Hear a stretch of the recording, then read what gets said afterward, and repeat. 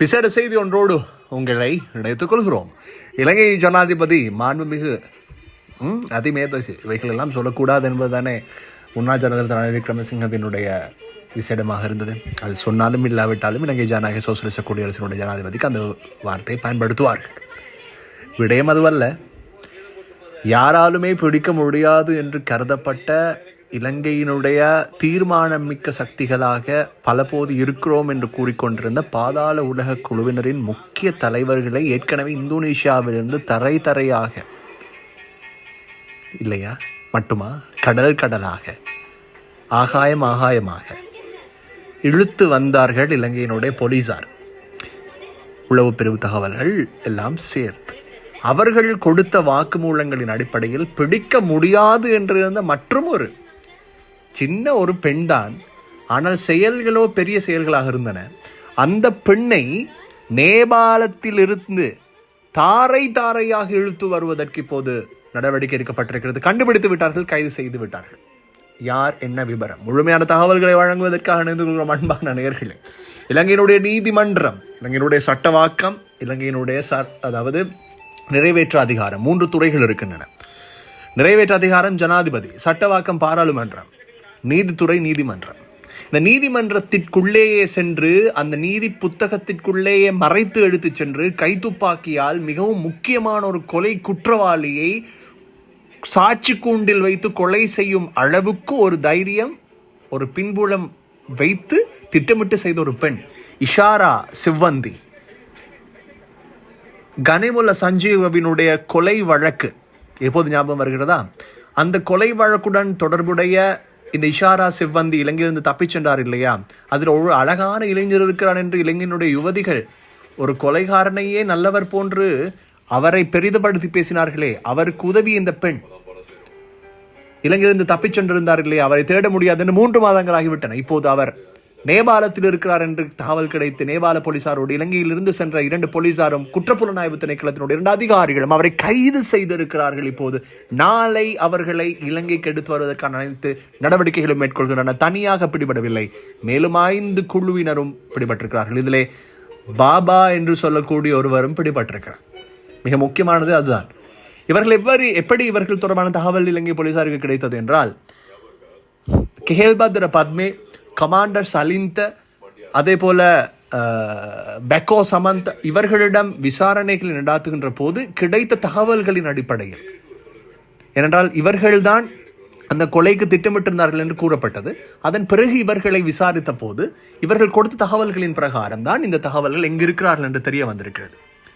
அதனைத் தொடர்ந்து இப்போது இவர்கள் கைது செய்யப்பட்டிருக்கிறார்கள் என்று தெரிகிறது. நாளை விசேட விமானம் மூலம் நேபாளத்திலிருந்து அவர்கள் இலங்கைக்கு கொண்டு வரப்பட இருக்கிறார்கள் என்று தெரிய வருகிறது. அதனைத் தொடர்ந்து விசாரணைகள் இடம்பெறும். தொடர் விசாரணைகளில் மிக முக்கியமாக இப்போது இலங்கையிலே போதைப் பொருள் பாவனையாளர்கள் கைது செய்யப்படுகிறார்கள். இலங்கையினுடைய மிக முக்கியமான ஒரு வலைப்பின்னலாக அது இருந்தது. அது இப்போது தகர்க்கப்பட்டு இலங்கையினுடைய குற்றப்புலனாய்வு திணைக்களம் மற்றும் போலீசார் இணைந்து இலங்கையினுடைய மிக முக்கியமான பெரும் புள்ளிகளை இப்போது கைது செய்வதற்கு திட்டமிட்டிருக்கிறார்கள்.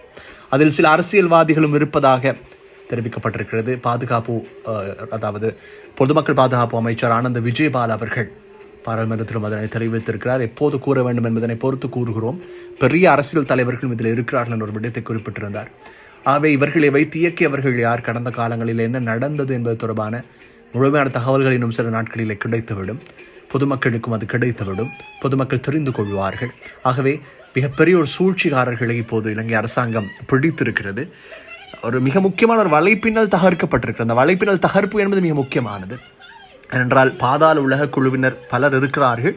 அவர்கள் மத்தியிலே இருந்த இந்த கொலை குற்றங்களோடு தொடர்புடையவர்களை கைது செய்யும் நடவடிக்கைகளை இலங்கையினுடைய புதிய போலீஸ் மா அதிபரும் அவருடைய குழுவினரும் இணைந்து மேற்கொள்கிறார்கள்.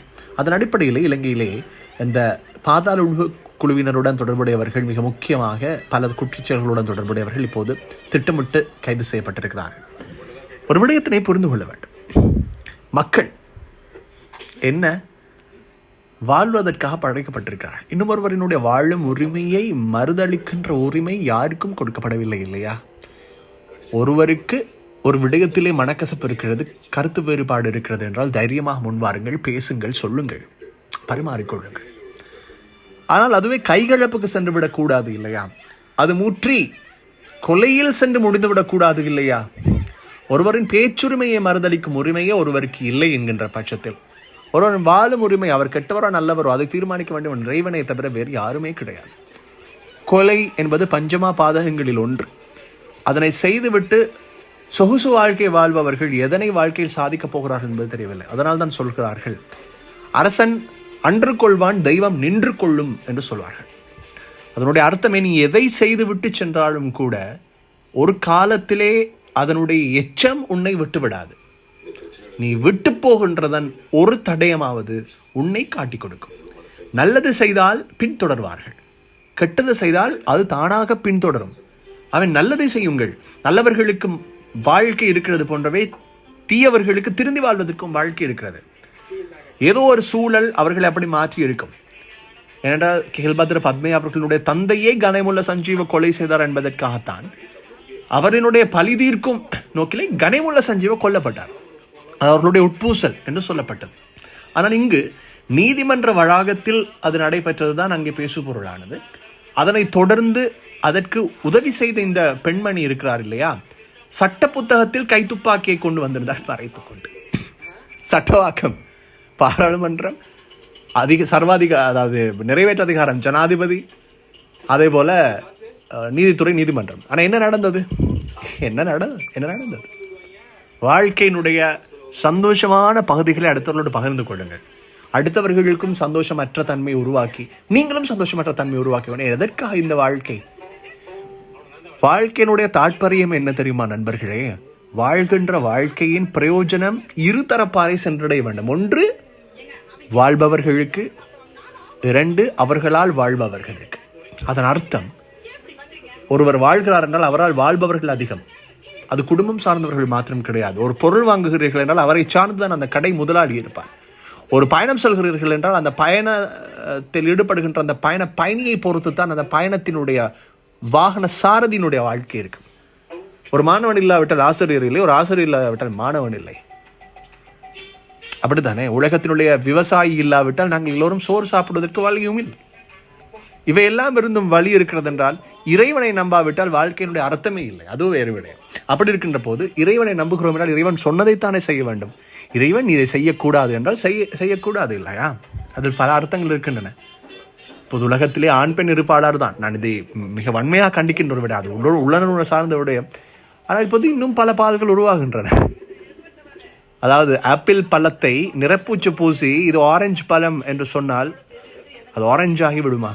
இல்லை அல்லவா? அதனை ஆரஞ்சு என்று தான் சொல்ல வேண்டும் என்று நினைப்பார்கள். ஆனால் ஆப்பிள் என்று தானே சொல்ல வேண்டும். ஆப்பிள் பழத்தை ஆரஞ்சு என்று சொல்லும் அளவுக்கு மடையர்களா நவீன கால மடைமைத்தனம் மாறி இருக்கிறது என்று அதன் போது யோசிக்கலாம் இல்லையா?